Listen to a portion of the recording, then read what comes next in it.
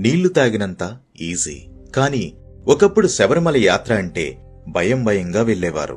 ఎప్పుడు ఏ చోట ఏ ప్రమాదం ముంచుకొస్తుందో ఎవ్వరికీ తెలిసేది కాదు. అప్పట్లో శబరిమల వెళ్లటానికి ఏరుమేలి మార్గం అనే ఒక్కదారినే ఉపయోగించేవారు. ఈ దారిగుండానే పూజారులు, సిబ్బంది ఆలయానికి వెళ్లి వచ్చేవారు.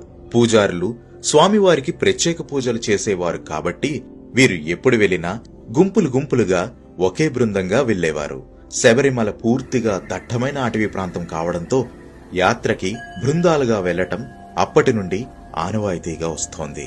ఇప్పటికీ అయ్యప్ప భక్తులు అలానే చేస్తున్నారు.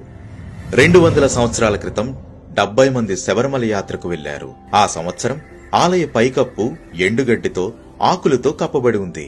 అప్పట్లో గర్భగుడిలో ఏకశిలా విగ్రహమే ఉండేది. ఆ విగ్రహానికే పూజలు చేసేవారు. 1909లో దేవాలయంలో అగ్ని ప్రమాదం